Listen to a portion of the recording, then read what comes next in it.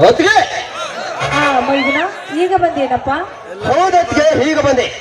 ಸೋದರ ಸಂಪತ್ತು ನೀನ್ ಯಾವಾಗ ಬಂದ್ರೆ? ಕೆಲ ಗಂಟೆ ಆಯ್ತಣ್ಣ ಬಂದು.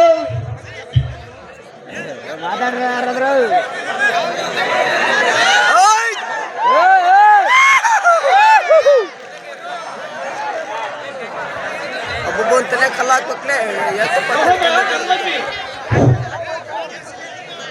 ಏನಾಯ್ತಪ್ಪ ನಿನ್ನ ಜೋಡೆತ್ತಿನ ಚಕ್ಕಡಿ ರೇಸಿಗೆ ಒಂದು ಕೆಲಸ?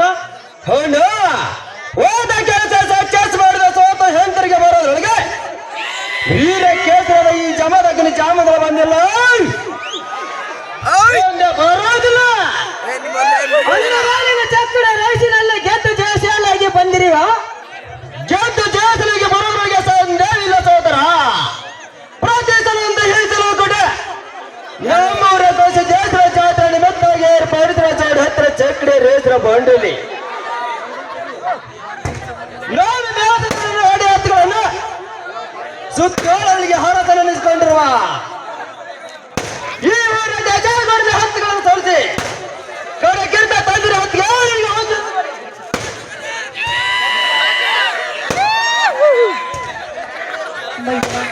ಎದ್ದೇಳಪ್ಪ, ನೀನು ಯಾವಾಗಲೂ ಗೆಲುವಿನ ಸರ್ದಾರನಾಗಬೇಕೆನ್ನುವುದೇ ನಿನ್ನ ಅತ್ತಿಗೆ ಆಸೆ ಮೈದಿನ ಆಸೆಯಪ್ಪ.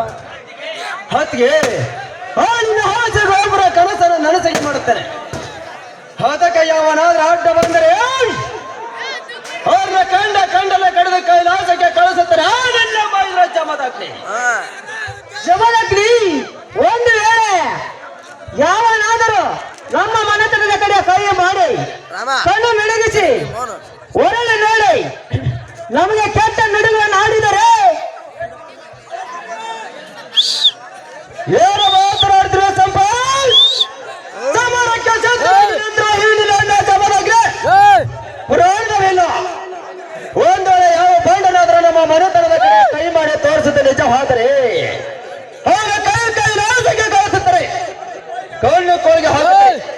ನಮಗೆ ಕೆಟ್ಟ ನೋಡಿದ ಕೊಂಡು ಸೂರ ಲೋಕದ ಸೂರನಾಗಿದ್ದರ ಅವರ ನಾಲಿಗೆಲ್ಲ ಕತ್ತರಿಸಿ ಹತ್ತಕ್ಕಾಗಿ ನಾಲಿಗೆಗೆ ಹಾಕುತ್ತಾರೆ.